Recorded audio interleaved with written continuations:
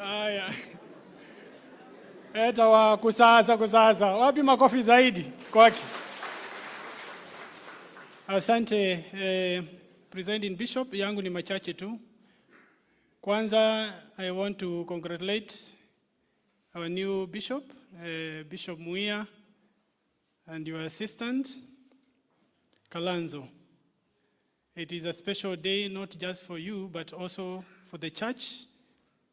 Na kama kiongozi eneo la Machakos, I want to pledge support on behalf of other leaders ya kwamba sisi tutafanya kazi na wewe na mdogo wako kuendelea kujenga kanisa letu la AIC. Na Presiding Bishop, mimi na viongozi wengine tumesikia. Labda tutajaribu sana katika the next inauguration ya bishop wa region ya Yata tufike kwa wingi. Mimi nataka niseme we have a reason to congratulate our bishops wetu na pastors na viongozi wa kanisa. Kwa sababu it is not easy.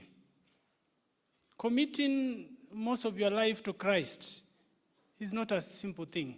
It's not a mean achievement. It may just look so, but speaking from experience, Presiding Bishop, sio wengi ambao wanaweza hii kipawa na kuikuza ambao vile nyinyi mmeweza. Mimi mwenyewe nilishindwa. I almost became a priest. Yes, I almost became a priest, a Catholic priest. But for the reason that Catholic priests don't marry, then nikashindwa.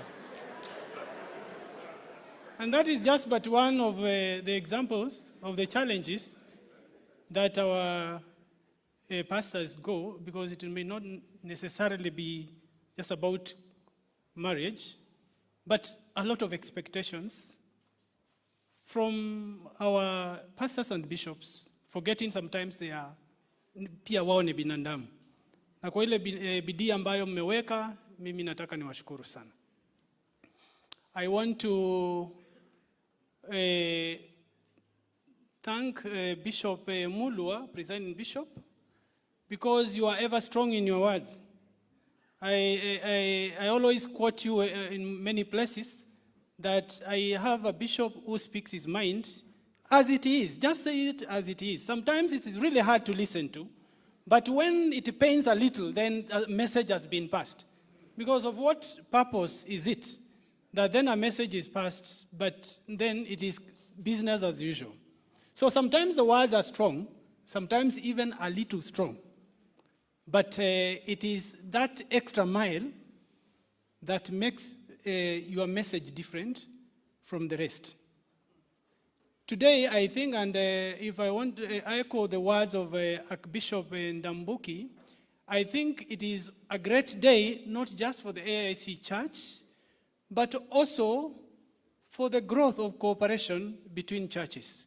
When I see Archbishop Ndambuki here, it sends a very strong message. And I think this is the way to go, because the path is one. We all want to go to heaven. If there would be a shortest formula to do that, then that would be the way. And there's no need for churches to fight. Because after all, what the bishops want, what the pastors want, is all of us to be good people before the eyes of God and go to heaven. And therefore, it is my request that people of significant power in church, especially now, and we have them in this room, Presiding Bishop Mulwa, Archbishop Ndambuki, I think there is a role, and since you already said it yourself, maybe to encourage this kind of cooperation in the future, so that the Catholic Church sees no offense when a function like this happens, we have priests available and celebrate the work of God. and all other churches participate in the same way. As I conclude, we must have a honest conversation. And the presiding bishop talked about being honest. One thing about myself is just being honest and speaking things in an honest manner. And I think the team here, you have a big role in shaping the opinion in this country so that people or Kenya is driven to the right conversation and a honest conversation. I know we are going to a very difficult period, especially the times of elections. Things are going to be very tough for all of us. Church, please, I request you to commit enough time to pray for this nation and also stand firm to shape the right conversation. We do not want our people to be divided along tribal lines. I feel offended when every region talks about their own kingpin. It is not the right thing for this country. The problems affecting Kenyans are so common and similar that we can only group ourselves, if we were to group ourselves, as those who are suffering most and those who are better, doing well in life. And therefore, if we were to group ourselves as a Kamba nation, then you realize that in that Kamba nation, we are not equals. There are Kamba nations who don't know what meal they are going to take this evening. And there are Kamba nation, same Kamba nation, there are people also on choppers. And therefore, you can never be on the same platform. And therefore, that's why mimi nawaomba, kama inji, tuanze kuuliza ni vipi sisi tutaongea kama Kenya moja ambao haijalishi wewe ni wa kutoka region gani, ni wa kutoka mtaa gani, lakini ni shida gani ambazo mimi zinani affect kama Mkamba, zina affect Mkikuyu, zina affect Mkalejin, zina affect Masai, ambazo we need to confront together as a nation. I do not wish one day to engage myself in electing a president who is my brother, if I know that brother of mine is not the right person for this country.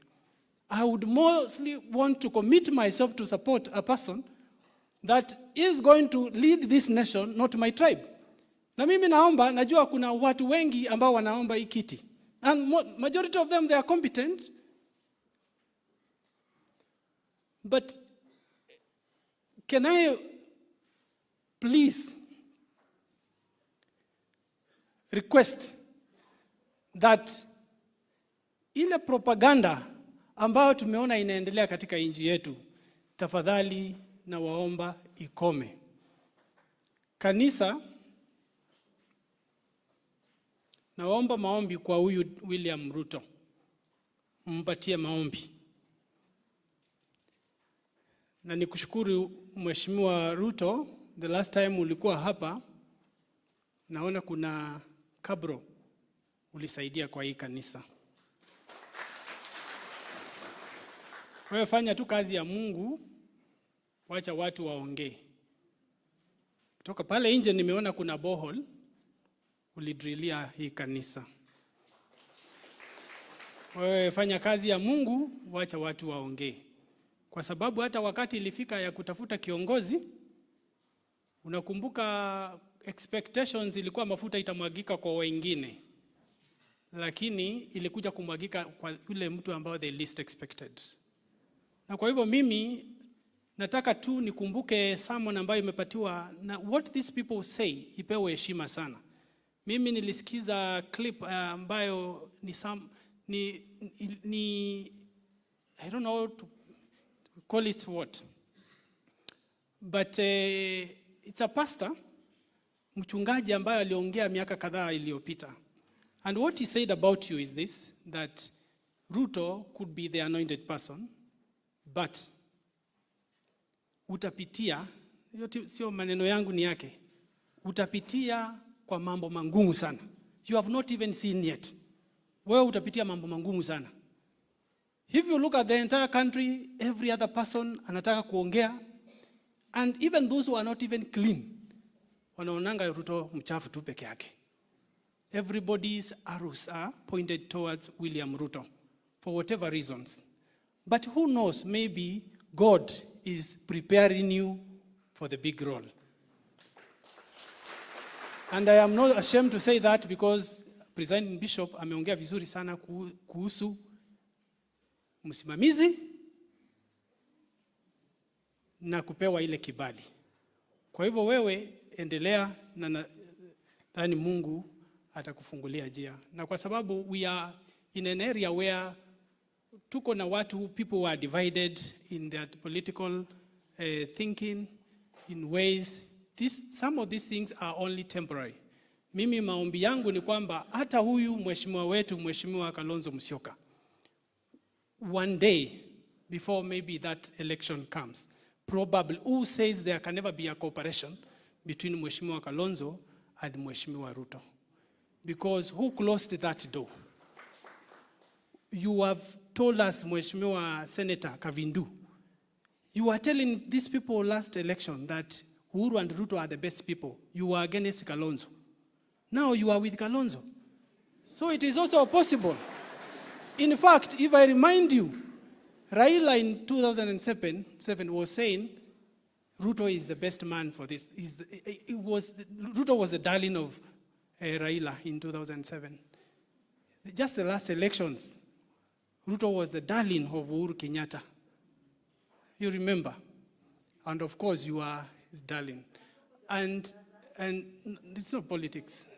And therefore, it's a door just to say that it is possible, all these things are possible, hii milango yote ifunguke na sisi tufanye kazi pamoja. Kwa hivyo kwa hayo mengi, nitaomba nimuite